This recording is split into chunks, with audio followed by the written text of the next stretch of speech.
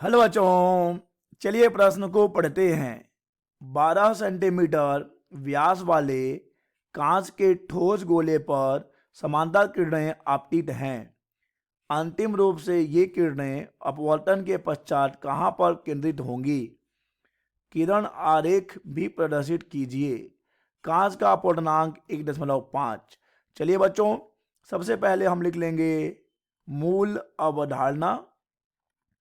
मूल अवधारणा जिस पर कि बच्चों यह प्रश्न आधारित है।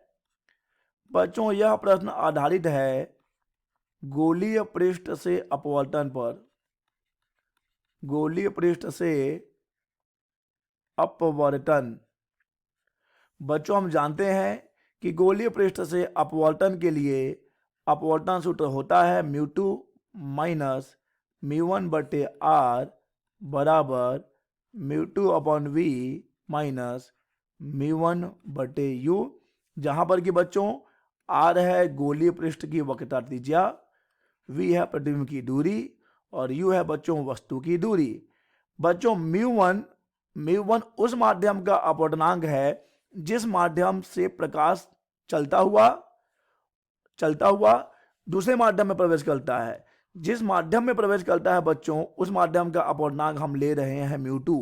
बच्चों इसे हम थोड़ा सा ध्यानपूर्वक समझेंगे कि μ1 उस माध्यम का अपवर्तनांक है। चलिए बना लेते हैं गोलीय पृष्ठ। बच्चों यहां पे हमने गोलीय पृष्ठ बना लिया है। ठीक है बच्चों, अब मान लीजिए कि हमारा प्रकाश किरण इस माध्यम में चलता हुआ इस माध्यम में प्रवेश करता है, तो बच्चों इस माध्यम के अपवर्तनांक को हम लेंगे μ1 और जिस माध्यम में वह प्रवेश करेगा उसको लेंगे हम μ2। तब यह सूत्र वहां पर लगाया जाता है बच्चों। चलिए अब इस प्रश्न को हल करते हैं। सबसे पहले हम बनाएंगे किरण आरेख। बच्चों प्रश्न में दिया गया है एक 12 सेंटीमीटर व्यास का कांच के ठोस गोला। तो बच्चों हमने यहां पर बना लिया है एक गोला जिसका व्यास है 12 सेंटीमीटर। अतः बच्चों अगर हम बात करें, अगर हम इसे पी ले लेते हैं और इसे हम सी ले लेते हैं, तो बच्चों इस वाले गोलीय पृष्ठ की वक्रता त्रिज्या कितनी हो जाएगी? देख लीजिए, इस वाले गोलीय पृष्ठ की वक्रता त्रिज्या हो जाएगी कैपिटल R बराबर PC, जो कि हम लेंगे 6 सेंटीमीटर। 6 सेंटीमीटर, ठीक है बच्चों। और इसे हम धनात्मक लेंगे क्योंकि यह दाईं ओर है, आपतित प्रकाश किरण की दिशा में है। बच्चों अब देखिए यहां पर कहा गया है कि समांतर किरणें, तो हम यहां पर किरणों को समांतर आपतित करवा रहे हैं जो इस पृष्ठ पर इस बिंदु पर आपतित हो रहे हैं। और बच्चों आपतित होने के बाद वो इस बिंदु पर जाके केंद्रित होंगे। अतः हम कह सकते हैं कि प्रतिबिंब यहां पर I डैश पर बनता है। ठीक है बच्चों, हम कह सकते हैं कि प्रतिबिंब I डैश, या फिर चलिए I से दिखा देते हैं कि प्रतिबिंब I पर बनता है। परंतु बच्चों हमें भूलना नहीं है कि अपवर्तन इस वाले गोलीय पृष्ठ से भी होगा। अपवर्तन इस गोलीय पृष्ठ से भी होगा बच्चों। तो देखिए बच्चों जब अपवर्तन इस गोलीय पृष्ठ से होगा, चलिए हम इन पृष्ठों को नाम दे दें। इस वाले गोलीय पृष्ठ को हम कह रहे हैं S1, इस वाले गोलीय पृष्ठ को हम कह रहे हैं S2। पहले बच्चों हम बात कर लेते हैं पृष्ठ S1 की। जब बच्चों पृष्ठ S1 से अपवर्तन होगा तो यहां पर वक्रता त्रिज्या PC जो कि R है। इसके लिए S1 के लिए बच्चों हम S1 की बात कर रहे हैं।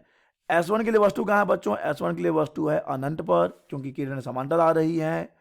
तो चलिए इसके लिए हम याद कर लेते हैं कि प्रतिबिंब कहाँ बनेगा। हमने बताया तो है कि प्रतिबिंब I पर बनता है। हम लगा लेंगे अपवर्तन सूत्र जो कि है μ2 माइनस μ1 बटे R बराबर μ2 बटे V माइनस μ1 बटे U। बच्चों जैसा कि हमने मूल अवधारणा में समझा था, जिस माध्यम से प्रकाश आ रहा है उसको हम μ1 लेंगे और जिस माध्यम में प्रवेश कर रहा है उसे हम μ2 लेंगे। ठीक है बच्चों, तो यहां पर μ1 हमारा वायु है और μ2 हमारा कांच है। तो चलिए इनके अपवर्तनांक को रख देते हैं। बच्चों μ2 का मान हो जाएगा 1.5, μ1 का मान 1, R का मान 6 बराबर μ2 का मान फिर से 1.5, V का मान हमको नहीं मालूम है, μ1 का मान 1 है और वस्तु अभी अनंत पे है। चलिए इसे हल करें तो 1.5 माइनस 1 हमें मिलेगा आधा, यानी 0.5 बटे 6 बराबर 1.5 V। बच्चों 0.5 को हम लिख सकते हैं 1/2। उस स्थिति में ये हो जाएगा 1/12 बराबर 1.5/v, अर्थात v बराबर हमें मिलेगा 18 सेंटीमीटर। 18 सेंटीमीटर।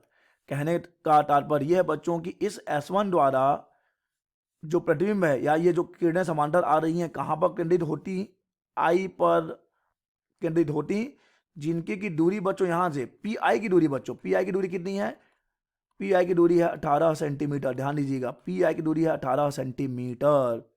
चलिए बच्चों, अगर पी आई की दूरी 18 सेंटीमीटर है, जब हम बात करेंगे S2 की, जिसका कि ध्रुव हम लेंगे P डैश, ठीक है बच्चों, ये P डैश इस S2 का ध्रुव हो जाएगा।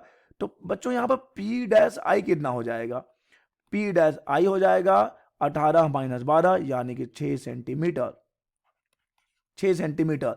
अब समझने वाली बात यह है बच्चों कि ये जो आई प्रतिबिंब S1 द्वारा बनाया जाना था, ये आई प्रतिबिंब S2 के लिए वस्तु का कार्य करेगा। ध्यान दीजिए, ये आई प्रतिबिंब जो S1 द्वारा बनाया जाना था बन नहीं पाएगा, क्योंकि वहां पर S2 है, S2 वहां पर उपस्थित है।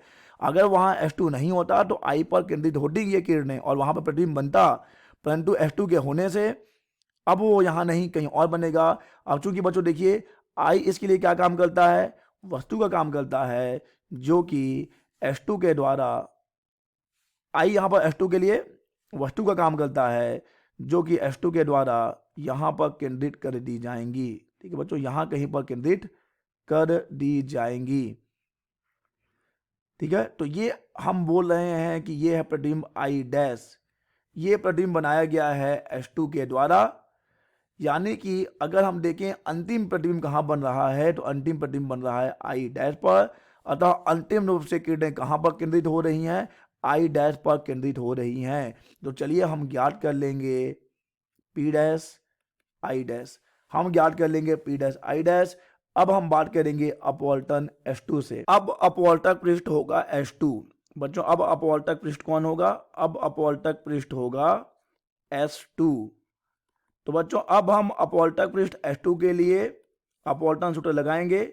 देख लीजिए बच्चों, इस स्थिति में प्रकाश की किरणें कहाँ से कहाँ जा रही हैं, μ2 से μ1 में जा रही हैं, यानी कांच से वायु में जा रही हैं बच्चों। अब प्रकाश किरण, जब हम बात करेंगे S2 से अपवर्तन के लिए, तो S2 से अपवर्तन के लिए, S2 अपवर्तक पृष्ठ के लिए प्रकाश किरणें इस कांच से वायु में जा रही हैं बच्चों।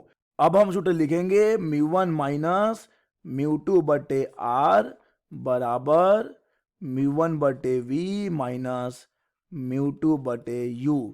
चलिए बच्चों मान रख देते हैं, μ1 का मान हो जाएगा 1, μ2 का मान हो जाएगा 1.5, और यहाँ पर R देख लीजिए, यहाँ पर P डैश C वक्रता त्रिज्या है जो कि बाईं ओर है, तो इसे हम लिखेंगे -R यानी -6 बराबर μ1 का मान 1 हो जाएगा बटे V हमें नहीं पता है, हमें ज्ञात करना है। μ2 का मान है 1.5, और इसके लिए वस्तु की दूरी देख लीजिए, वस्तु की दूरी है P डैश आई जो कि है 6 सेंटीमीटर।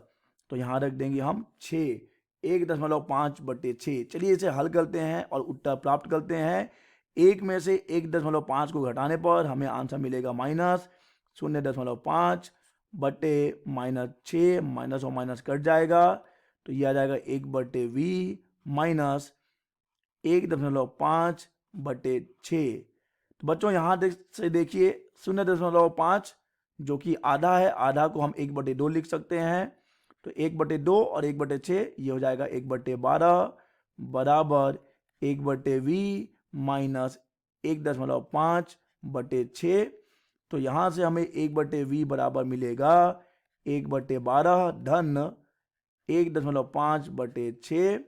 तो यहाँ से 1/V बराबर मिल रहा है 6 एकम 6, और ये हो जाएगा 18 बटे 12×72। तो यहाँ से हो जाएगा 1/V बराबर 24/72। तो बच्चों हमें मिला है 1/V मिला है 24/72, यानी 24 एकम 24 तिया। तो यहाँ से V बराबर हमें मिल जाएगा 3 सेंटीमीटर। v बराबर मिल जाएगा 3 सेंटीमीटर, जो कि धन में है। देख लीजिए बच्चों, अतः यहां से p डैश और i डैश की दूरी हो गई है 3 सेंटीमीटर। ठीक है बच्चों, इसका तात्पर्य यह है कि ये था हमारा पहला गोलीय पृष्ठ और ये था हमारा दूसरा गोलीय पृष्ठ। तो बच्चों प्रकाश कहां पर केंद्रित होगा? इस दूसरे गोलीय पृष्ठ से 3 सेंटीमीटर की दूरी पर केंद्रित होगा। ठीक है बच्चों, आशा करते हैं आपको यह प्रश्न समझ आया होगा। धन्यवाद।